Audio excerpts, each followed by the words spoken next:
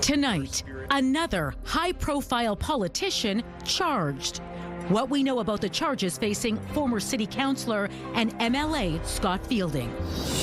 Also tonight, ticket to ride. And especially like if I couldn't pay for that myself because I don't have a job, I don't have time. After the province announces millions of dollars to make transit free for youth, some question how it will be implemented and whether the money will go far enough. Plus, we're trying to overcome the hurdles of people being embarrassed or ashamed. How Winnipeg police were able to make an arrest in a grandparent scam and what you should do if you think you're a victim.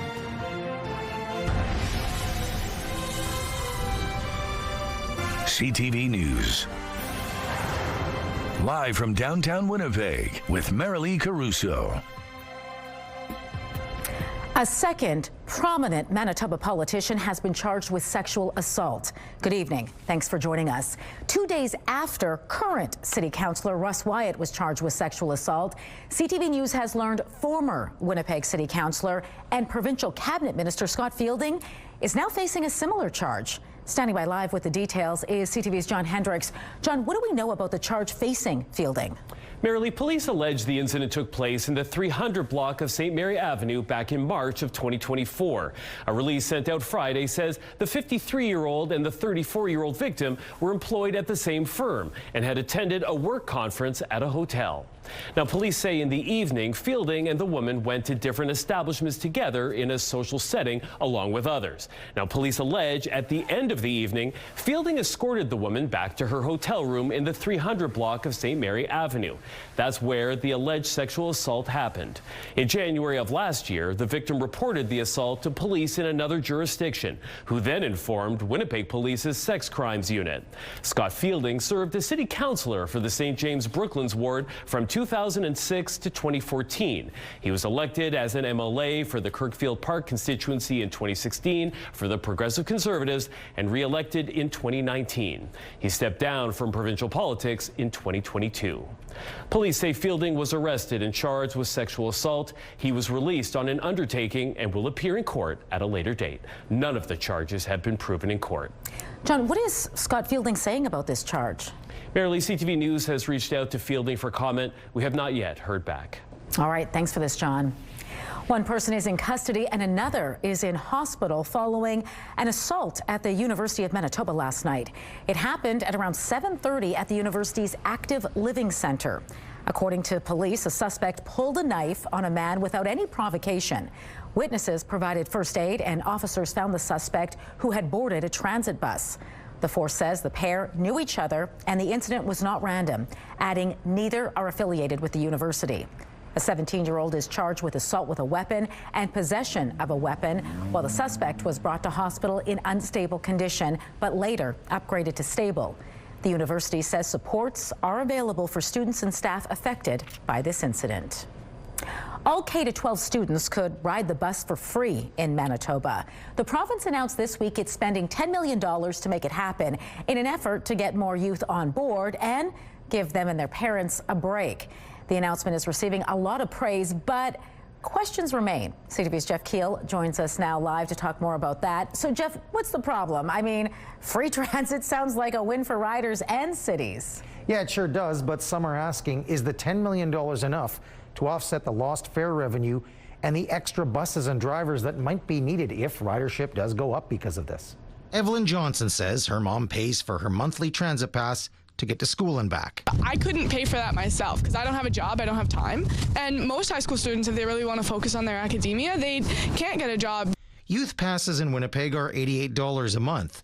The grade 11 student says making the bus ride free would give her mom a break and get more people like her on board. I feel like it would take a burden off. Right now, children 11 and under ride at no cost if accompanied by someone who's paid a fare.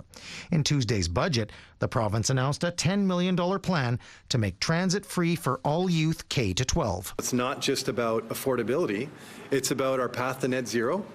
And I think really excitingly, it's about creating a new generation of bus riders. This would apply to Winnipeg and other cities with transit like Brandon and Selkirk. They use the bus to get around our fine city, so this couldn't be better for us. This can help families with a measure of affordability and transportation, so I can appreciate the spirit behind it. Spirit is one thing, but there are questions if $10 million is enough. Cities would lose out on fare revenue, and if this does attract new riders, additional buses and drivers may be required. This $10 million is not enough. Will the mayor be asking the province to increase this funding to ensure that the city of Winnipeg is not left without? Mayor Scott Gillingham is optimistic this can be done, but we'll have to do it in a way that's cost neutral for the city, because we already provide record funding, mill rate support to our transit system. We're in ongoing discussions with municipalities where there is transit services to find the path forward here. We asked Winnipeg Transit if they had an idea on what this could cost the city. They said it would be premature to comment, saying they look forward to further conversations with the province after the budget is approved. All right, thanks for this, Jeff. A man who killed a vulnerable Métis woman nearly 2 decades ago in Manitoba has been sentenced to 12 years in prison. Kevin Q, a 44-year-old man from Vancouver, was charged in 2024 with second-degree murder. The charges came after advances in technology linked the man to DNA found on the body of Crystal Saunders. An off-duty police officer found the 24-year-old's body in April of 2007 when checking his trap line near St. Ambrose. Q pled guilty last week to a reduced charge of manslaughter, and both the Crown and defense recommended a 12-year sentence. In a victim impact statement, Saunders' mother said Crystal was a beautiful young woman who was trying to turn her life around after struggling with addictions. Police have charged a Quebec man in an alleged scam targeting a Winnipeg senior. Information reported to us by the victim in this circumstance, in this case, led directly to the arrest. Police say it all started when a victim in their 80s got a call claiming a relative had been arrested. They were told their loved one would go to jail if they didn't pay money. A man came to the victim's home and was given money. The victim later checked with family members and realized it was a scam. They contacted police, who were able to identify a suspect and made the arrest. And why we're really appealing to people that if you believe you've been victimized in the grandparent emergency scam, phone the financial crime unit, talk to an investigator.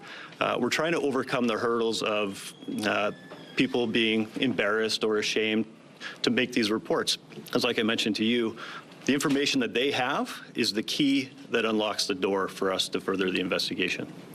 A 24-year-old man from Quebec is charged with fraud under $5,000 and 2 counts of failing to comply with probation orders. He's being held in custody. If you're looking to spend time with your family during spring break, the province is encouraging everyone to get outside and explore. Manitobans can enjoy free fishing and free entry to provincial parks from March 27th to April 5th. Manitobans and visitors can fish without a license during that time. Anglers are still required, however, to follow all possession limits and size restrictions, and federal fishing licenses are still required in national parks. Anglers are reminded to exercise caution when fishing on ice and to check the conditions before heading out for safety.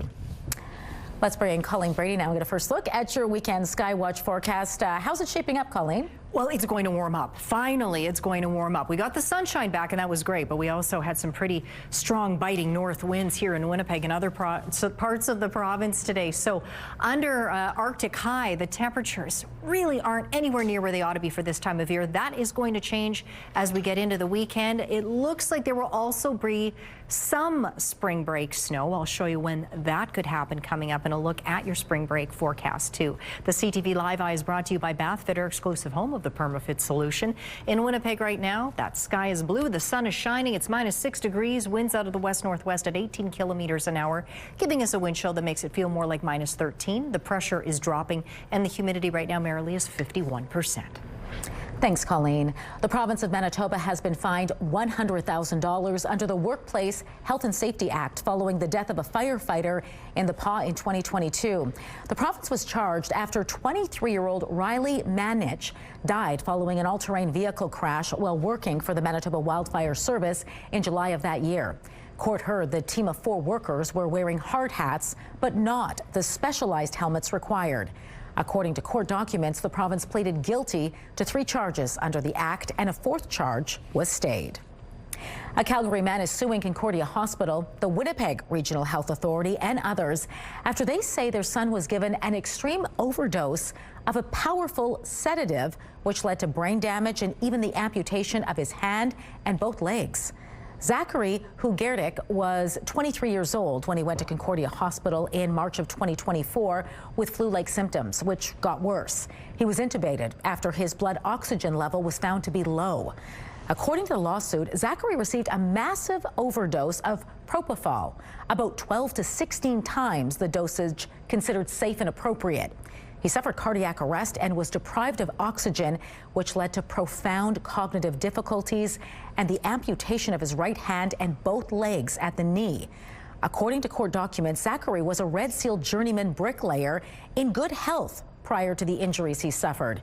His father, Edward Hugerdik, declined an interview request, saying the matter is before the courts. Both the WRHA and Shared Health declined to comment for the same reason. The claims have not been tested in court, and no statement of defense has been filed yet. A Swan River horse farm has been found not guilty in a rare case brought forward by an animal welfare organization. Carlisle Farms was accused of not having a proper contingency plan in place during a shipment of horses to Japan in 2022. A snowstorm in Alaska during the transfer meant the aircraft was delayed for several hours. Court heard Carlisle Farms did have a contingency plan, but it didn't address what would happen after the horses were handed over to the transportation agency. Its lawyer argued it was unreasonable for the farm to have contingency plans when other parties had control over the animals, and a judge agreed. Animal Justice, which brought the case forward through a rarely used legal mechanism called private prosecution, says it's incredibly disappointed. What we care about is that all of the parties who are working together on this very long journey are jointly making sure that all of the laws are being complied with. I'm concerned that if we divide it up artificially, there's basically no one who can monitor that entire journey. Animal Justice says it's going to consult with its legal team as it considers whether or not to appeal. The province's police watchdog is not recommending charges against the Winnipeg police officers involved in the 2024 arrest of James Wood. The 35-year-old died following an interaction that was captured on video. James Wood was arrested on January 27th of 2024. Multiple neighbors provided video showing the takedown, which involved the use of a baton. He was brought to hospital but died the following day. Some allege the arrest involved excessive force. According to the Independent Investigation Unit of Manitoba, officers were called to a domestic incident at an apartment complex on Fairlane Avenue. The agency's report says a brief use of force encounter occurred while Wood was being handcuffed. The IIU reports medical staff did not detect drugs or alcohol in Wood's system and say he was suffering from a brain bleed, which caused brain swelling. The report says medical staff suggested the amount of swelling indicated the damage occurred prior to the day's events. As medical staff suggested, behavior presenting as intoxication can be consistent with brain swelling. Manitoba's Auditor General says the province is unlikely to meet its target for new childcare spaces. The province committed to create 23,000 additional not-for-profit spaces for children under 7 by March 31st, 2026. It's part of its commitment under the Canada-wide Early Learning and Childcare Agreement. The Auditor General says while steps have been taken, a lack of planning and data has likely doomed the effort to meet the target. Education and Early Childhood Learning Minister Tracy Schmidt promises the NDP will act on the report. We are sort of building the airplane as we're flying it. We're grateful for these dollars, but it takes a lot of work to stand up new childcare spaces here in Manitoba. So there was a deficit of ECEs here in the province, not enough folks working in childcare. So you can build all the childcare centers you want. If you don't have folks working in them, you cannot put the kids in there. You cannot fill those spaces. The Auditor General says the government lacks data on demand, wait lists, and space closures. Without it, the province can't understand where childcare is needed most. The federal NDP is just days away from choosing a new leader, a decision that will be made right here in Winnipeg. New Democrats from all across Canada are gathering in Winnipeg tonight to kick off the party's annual convention. After a 6-month leadership race to replace Jagmeet Singh, voting closes Saturday. The new leader will be announced Sunday morning. Voters are choosing between filmmaker Avi Lewis, Alberta MP Heather McPherson, union leader Rob Ashton, social worker Tennille Johnston, and farmer Tony McQuail. Still to come tonight, a Liberal MP has apologized, but questions are still swirling after he appeared to cast doubt on reported human rights abuses in China. Have you witnessed forced labor in Shenzhen? Yes or no? Reaction to the controversial line of questioning and the response from Michael Ma when we return.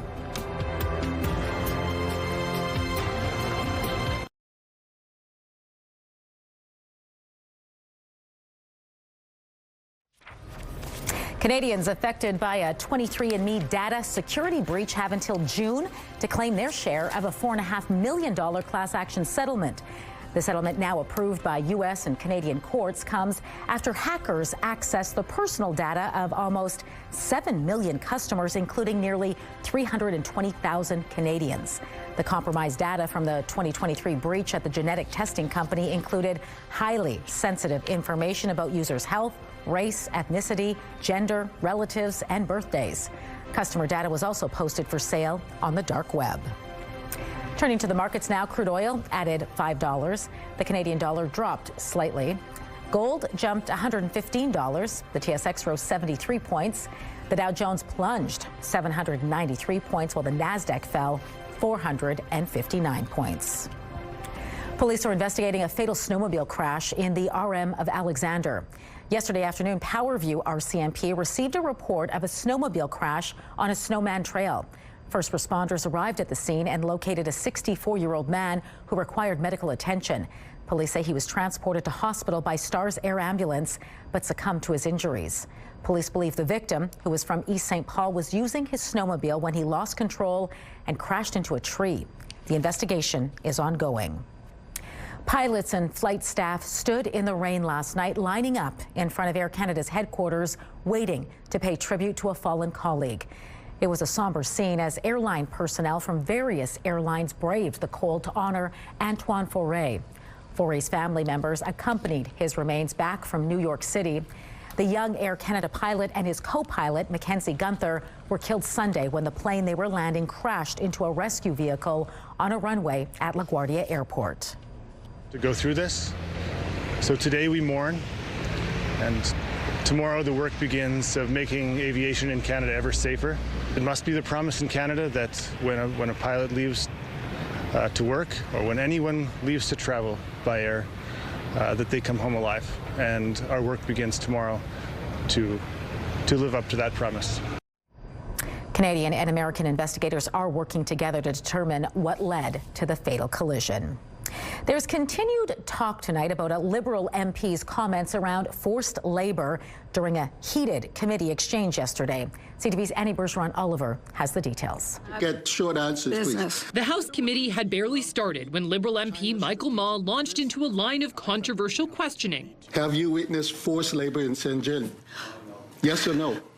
About whether forced labor was happening in China and in its auto sector. I think the comments of Mr. Ma either reflect a poor understanding of the situation on the ground in China, or I would put him in the category of useful idiots. Ma says his questions were tied to Shenzhen, China's auto manufacturing hotspot, and not to Xinjiang, an area of well-documented human rights abuses against Uyghurs. In a statement, Ma said, "I asked questions that inadvertently came across as dismissive of the serious issue of forced labor. I condemn forced labor in all its forms." But Ma didn't specifically condemn forced labor in China, something the government isn't doing either. We have had no change in our position. What we are against forced labor anywhere and everywhere. Since McCartney took office, Canada has reopened diplomatic relations and warmed up trade relations with China. At the same time, Canada seems to have a softer tone publicly about Beijing at the request of the Chinese president. I mean, he didn't say it this way, but I interpret it. Don't lecture me in public.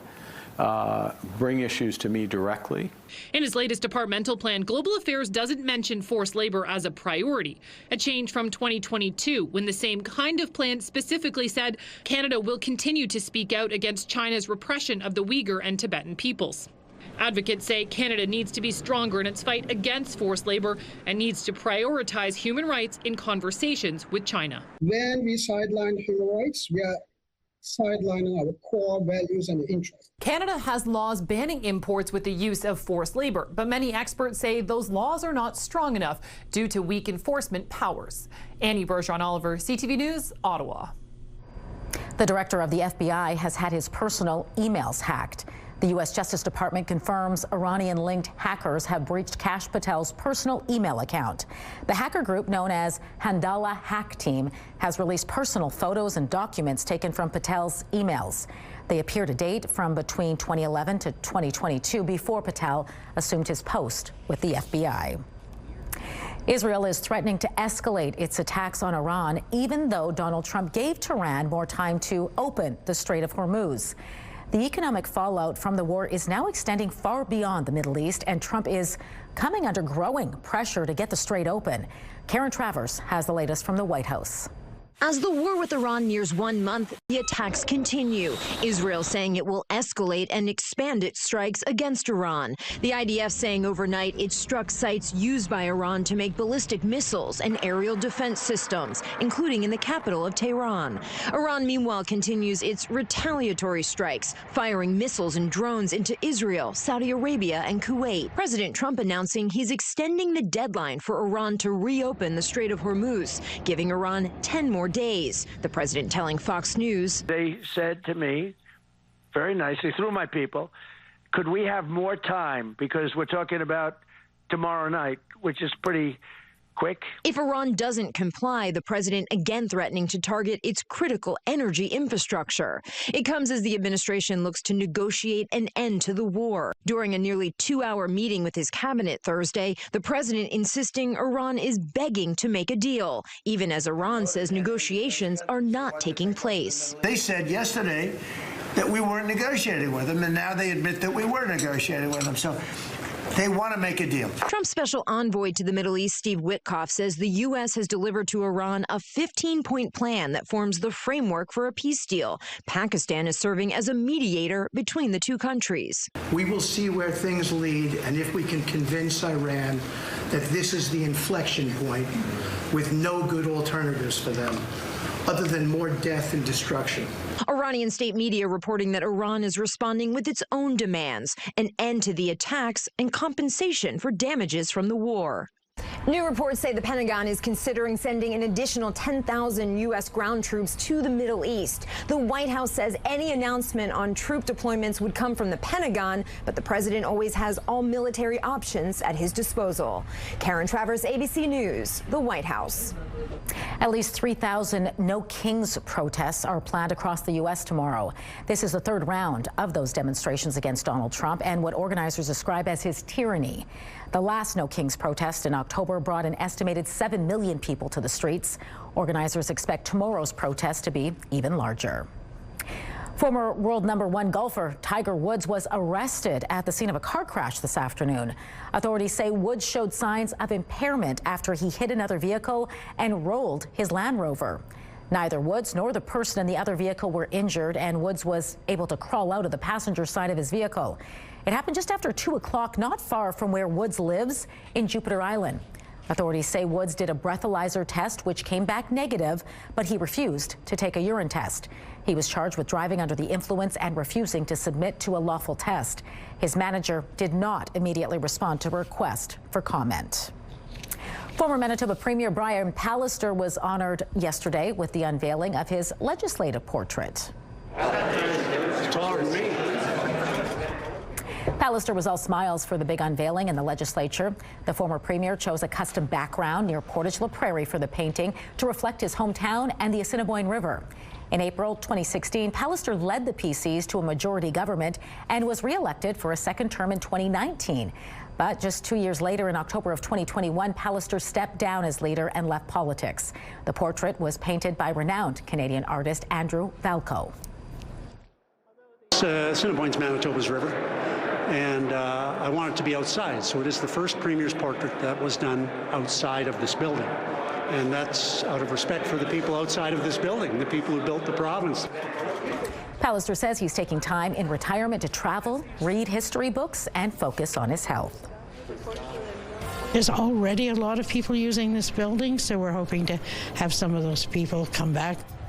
What's old is new again. Still ahead, how this old church in South Osborne is getting a brand new lease on life for the benefit of nearby families. And here's how the spring break week should play out for the most part, most of the week anyway, leading up to Easter. But first on Sunday, a mix of sun and cloud up to +1. Certainly a lot warmer than it's been, but still below normal. Normal for this time of year is closer to 4 degrees. Then there's that snow I was talking about. We might even start to see the first of it overnight Sunday into Monday. By Tuesday, cloudy with a lower chance of flurries, but you see a little cooler again, -3 degrees. Wednesday, Thursday, back up to a mix of sun and cloud, -1 by Wednesday, finally back up to 4 degrees on Thursday.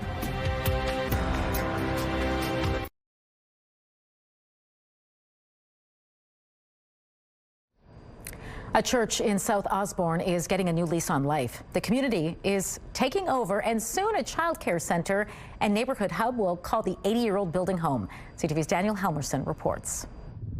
Churchill Park United Church has stood on this corner in South Osborne for nearly 80 years. But longtime member John McCartney says declining attendance and other factors left its future up in the air. In this case, the building is in great shape and the finances weren't bad, but it was getting harder and harder for this congregation to operate this church. So the congregation decided to donate the building to better meet the needs of people living in Lord Roberts and Riverview. The community-led transformation has been dubbed South Osborne Commons, and now this decades-old sanctuary is being converted into a child care center for around 110 kids. I imagine kids' noise rattling off the rafters in the building and all of these incredible early learning teachers introducing these kids to the world. Ginny Collins, a mother of 2, says finding childcare anywhere in Winnipeg feels next to impossible. So we had our kids on the list before they were even born, and my 6-year-old was in school before we even got a call for childcare. She says another childcare facility in the heart of South Osborne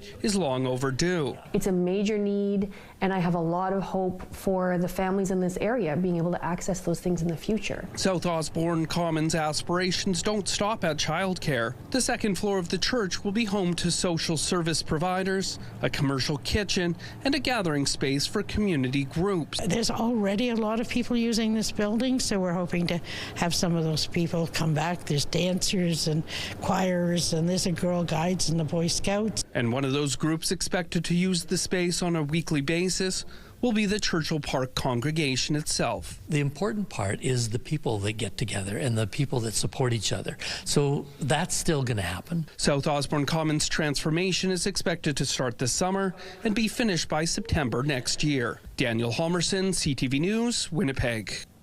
South Osborne Commons has launched an online fundraising campaign. It's looking for storage space while the building undergoes renovations. More details are available on our website. Just go to ctvnewswinnipeg.ca.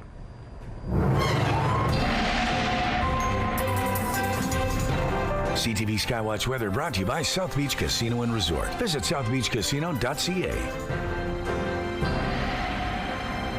Colleen Brady back now with your complete Skywatch forecast, and the weekend's off to a pretty nice start. Yeah, sunshine will stick around. That's certainly something that we've been enjoying over the last couple of days. That bitterly cold north wind, not so much, although it's been more coming out of the west over the last several hours, but still quite cold for this time of year. That is going to change. Winds are going to shift. They'll come out of the south more so overnight, tapping into some milder air, sending it north to us, where we would certainly appreciate a little bit more of that. Into northwestern Ontario tonight, clear start to the evening. Some clouds actually moving out to the east, but there'll be a little bit of snow moving in as well on Saturday. Not a lot, but there will also be some sunshine too for your Saturday. Back in Manitoba tonight, you can see a fairly clear start to the evening. Some clouds up in parts of the north. And this is a little disturbance that will be crossing a few different regions in the overnight hours. It looks like it's going to go through places like the Paw and then over to Barons River, and then this will go into northwestern Ontario. It will miss Winnipeg and areas further to the south and areas, as you can see, further to the north, primarily sunny there for Saturday morning. So this is what I'm talking about. Now, there's a good chance this light snow will fall for a few hours in northwestern Ontario, but still, Kenora, Fort Frances will still see a mix of sun and cloud. A little less likely to see some sunshine in Dryden, but meanwhile, throughout much of the day here in southern Manitoba, we may get off to a bit of a cloudy start, but then as we go throughout the morning hours and certainly throughout the afternoon, quite sunny. Then we get into the overnight hours Saturday into Sunday when yet another disturbance starts to wind through. This one, though, may come with a little bit of freezing rain attached to it on Sunday morning. So if you are in the southwest corner, just be mindful that that may be a possibility. And if that does swing through, that could make things a little bit slippery for a few hours. For tonight for Winnipeg, we drop down to -11. Clouds will increase throughout the night. Those winds will shift overnight. They'll come out of the southeast at about 20 kilometers an hour. So we'll hit that low a little early, around 2, 3 in the morning. -7 by Saturday morning. So a cloudy start to the weekend, but those clouds won't stick around too long. They will start to move on out mid-morning, and we'll get a lot of sunshine throughout the afternoon on the way to a high of 1 degree. Winds, though, they'll shift and they'll come back out of the north, but not too strong, about 20 kilometers an hour. Partly cloudy tonight across much of the northeast, but these temperatures still down into the -20s. Island Lake, -19 there. Thompson, -22. Churchill likely to see a few flurries tomorrow, up to -10 degrees, but milder through Gillam, Island Lake, and Thompson. Thompson will be sunny, but you will see some, or more to the point, feel some gusty west winds. There's that snow tonight. Light snow passing through the Paw, down to -22 there. Bright and sunny around the northwest tomorrow with mild highs between -3 and -4. In the southwest tonight, increasing cloud down into Brandon and Neepawa, down to -10 in those areas. But look at this, Swan River and Dauphin, partly cloudy and -16 overnight. Mix of sun and cloud around the region. -2 for Dauphin and Swan River, +2 for Neepawa and Brandon. Winnipeg in the southeast tonight, increasing cloud, especially as we get late tonight. Overnight lows between -9 and -11. A little cooler at -14 for Pinawa. Chance of some flurries there tomorrow with that little disturbance passing through. Same thing for Sprague, but temperatures will be much milder with some sunshine for the most part too, including Winnipeg. Clear to start the night in northwestern Ontario. Then you'll see that snow coming through for a few hours tomorrow lightly before it's on its way, with daytime highs getting up above freezing. Our first weather photo takes us to Bel Air, Manitoba, where Andrew said it was chilly in the morning, but you can see still quite beautiful there. Speaking of which, Bessie sent in this photo. This was yesterday evening out at Little Mountain Park here in the northwest part of Winnipeg. Send us your weather photos to winnipegweather@ctv.ca. Thanks, Colleen. It looks like Gimli's curling Carrie Anerson isn't the only one mixing things up. Caitlin Law's Winnipeg-based squad is also disbanding. In a social media post, the team says Laws, along with lead Kristen Gordon, are taking a year off from competing. In a separate post, Laws says she doesn't know what the future holds, but is taking time to decide whether this leads to her retirement or eventual return to the ice. Laws is a 2-time Olympic gold medalist, first with Jennifer Jones in 2014 and again in mixed doubles in 2018. She's also won several international contests and is a 6-time winner at the Grand Slam of curling. Today marked a return to the rink for the Sheriff, Matt Dunstone, in the opening round of the world's men's curling championships. Clean. Oh, well done. Weight's good. And so for the first time in the game, scores a 2. Now go back to the... Not much creative to do that whole thing. That shot in the 8th end helped break a tie and push the Canadian squad to a 5-2 win over South Korea. It was Team Canada's first match in the tournament's round robin. Matches will take place over the next week with the final set for Saturday, April 4th. Dunstone and company square off against Italy in about a half an hour from now. We have an update for you now on a story we brought you earlier this week about Steinbach's Food Bank. Its supplies had dwindled to dangerously low levels, but tonight we can tell you that's no longer the case. Wednesday, the Southeast Helping Hands Food Bank had enough food on hand for perhaps another month or so. But tonight, its shelves are packed again. 4,500 pounds of food were donated in a single day, along with just over $21,000 in cash.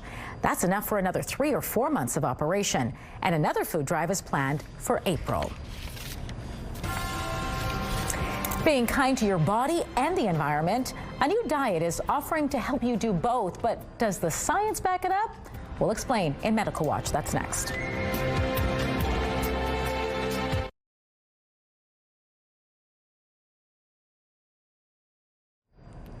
The Artemis 2 mission is closer than it's ever been. The astronauts have arrived in Florida, aiming for liftoff as soon as Wednesday. CTV's Heather Wright reports. The crew of Artemis 2 touched down in Florida this afternoon, gearing up for launch day, which could come as soon as Wednesday. We're all fired up to go do this, so allons-y. Canadian Jeremy Hansen is among the astronauts that will take off from the Kennedy Space Center, the first crewed mission of the Orion spacecraft, and the first crew to go to the moon since Apollo 17 in 1972.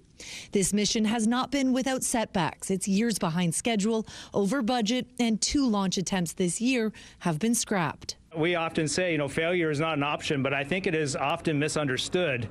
It's not that we never fail, it's that we don't quit when we fail. While the crew will not land on the lunar surface, they could travel deeper in space than anyone before them as they take a free turn trajectory around the moon and back to Earth. There's no guarantee we will, but if we do, we should celebrate the pioneers who came before us that put us in this position to be breaking a record like that. And then we should, throw that out to the next generation to say, hey, let's go even further. Going further is NASA's plan, with discussions about building a moon base to launch further exploration of the solar system. If you want to go fast, go alone. If you want to go far, go together. That's been our motto from the beginning. And you feel that right now with the sustainable lunar base, habitat, architecture, and kind of the test, fly, test, develop approach. We have been missing that for a long time. We are very happy to have that back. And part of this mission will also be reestablishing knowledge of the moon because a crew has not been there in more than 50 years. Some of that knowledge has been lost, with the hope being that moon missions become more frequent in the future. Heather Wright, CTV News, Toronto.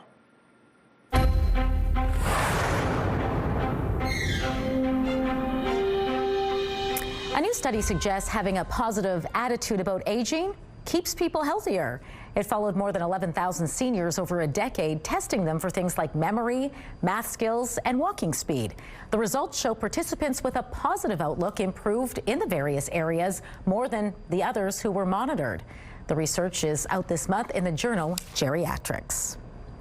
It's turning into a popular beauty and wellness trend that's exploded on social media. Some believe taking collagen supplements can improve skin elasticity and help hair and nail health. But does it really work? Some studies have shown significant benefits from using collagen supplements, but the evidence is very mixed. Registered dietitian Julia Zampano with Cleveland Clinic says consuming collagen through a powder, pill, liquid, or gummy will provide you with amino acids and proteins of which collagen is composed. But she says it's still unclear whether supplements directly boost the body's collagen production. So really what we're trying to emphasize is more lifestyle habits. Zampano says you can improve your skin naturally by avoiding smoking, limiting UV light exposure, and having a healthy, well-balanced diet rich in protein. Zampano says if you feel a collagen supplement is helping you meet protein and amino acid needs, there's no harm in it, and there's actually a potential benefit. But she suggests trying different products to find the one that's right for you. There's something called the Planetary health diet. It's touted as a diet that's good for both our kidneys and the environment. Alex Stone explains. There's a diet that's good for both your kidneys and the environment. It's called the Planetary Health Diet, created by the International Eat Lancet Commission. It may even save your life, considering that 1 in 7 U.S. adults face long-term kidney disease. The diet prioritizes fresh produce and plant foods like whole grains, fruits, veggies, and nuts. It allows moderate amounts of lean protein like beans, dairy, chicken, and fish, but it minimizes red meat and packaged foods. Eating this way may lower inflammation and help balance fluid levels in your body. This lowers your risk of long-term kidney disease, according to a study in the Canadian Medical Association Journal. It also lowers risks of diabetes, cancer, and death. Even better compared to other diets, this one requires less pollution and less water to produce, helping the environment. So prioritize fresh produce and lean proteins to help your health and to help the planet. I'm Alex Stone. Medical Watch is brought to you by Manuke and Koster Denture Clinic.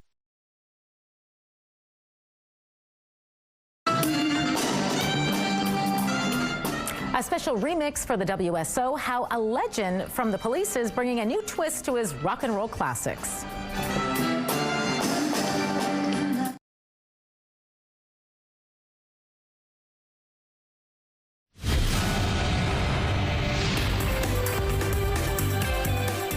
Spotlight sponsored by the Casinos of Winnipeg, presenting The Incline, Sweet Dreams of Patsy Cline.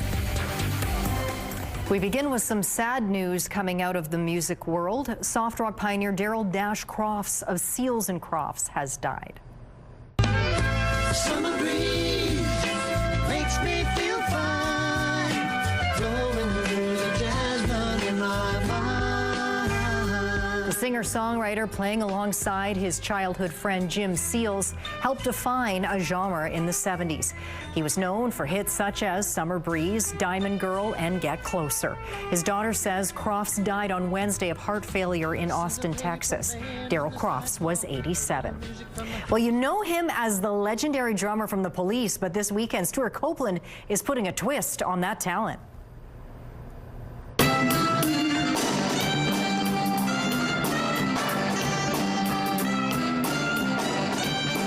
Stewart Copeland, Police Deranged for Orchestra, reimagines some of the rock band's biggest hits for a full orchestra. Not only that, but Copeland himself will be playing the drums.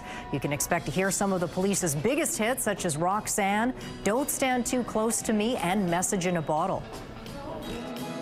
All these great hits that we're playing on, you know, like it's incredible. And the sound he produces on drums is still the same.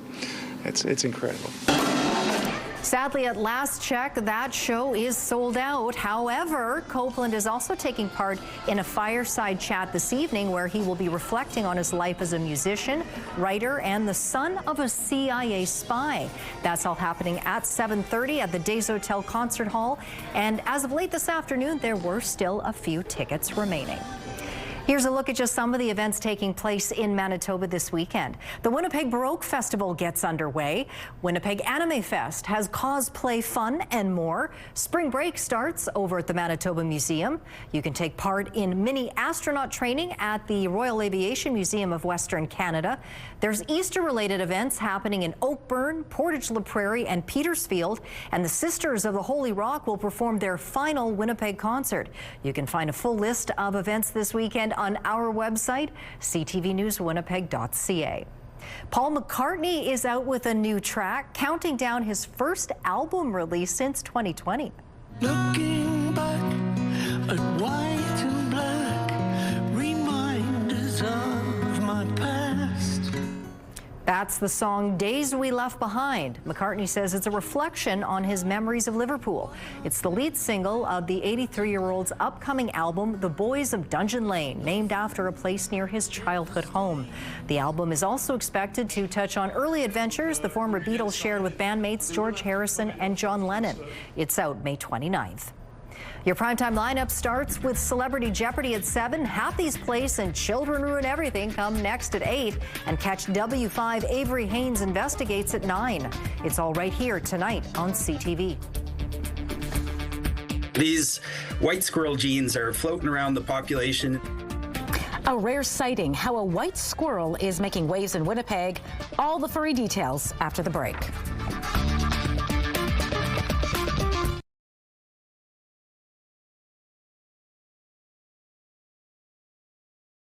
Women's clothing provided by RW & Company. Salon services provided by S&Teak Spa Salon.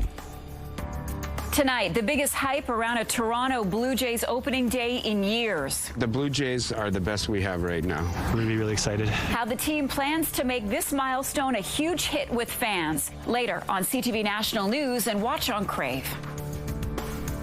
Bright but cool out there. It's -6 degrees in Winnipeg. Winds coming from the west-northwest at 18 kilometers an hour. Helping to give us a wind chill that makes it feel more like -13. The highest temperature was -6, but check this out. 80 years ago today, the record high for this day, 23.3 degrees. Tonight down to -11. Clouds will increase later tonight. The sky will clear out Saturday morning up to 1 degree. Mix of sun and cloud on Sunday. Snow looks quite likely on Monday, out of the way for the most part by Tuesday, but a little cooler, and then nice through the midweek. Thanks, Colleen. When you think of squirrels, a couple of things probably come to mind. Bushy tails and, of course, brown or reddish fur, although some also have gray coats. But a Winnipeg woman recently captured one on camera that looks a whole lot different. Take a look. As you can see, This squirrel is white. Roberta Raquel says she spotted the unusual squirrel in her South Winnipeg backyard. She tells us it's the first time she's ever seen a white squirrel. So what's behind this unusual color? Well, Colin Garraway, an associate professor in the U of M's Department of Biological Sciences, tells us he doesn't think it's an albino. Instead, he believes it's an American red squirrel with a color morph. So these white squirrel genes are floating around the population in a bunch of red squirrels. Just on the random occasion it pops up, you get two together, and you see what those genes produce, whereas usually you wouldn't in the natural population. Garraway says these white squirrels tend to be rare because they stand out more easily to predators. This one is still around, however. Raquel tells CTV the white squirrel dropped by her home for a visit today. Extra cute. Very cute, yeah. He really is. Camouflage in the him snow. or her, I don't know. What's that? Camouflage in the snow. In the snow, that's true, yeah. Once everything's green, it's a different story. Yeah. Keep an eye out for that white squirrel. Look out for him. All right. That does it for us tonight. Have a great weekend. We'll see you back here Monday.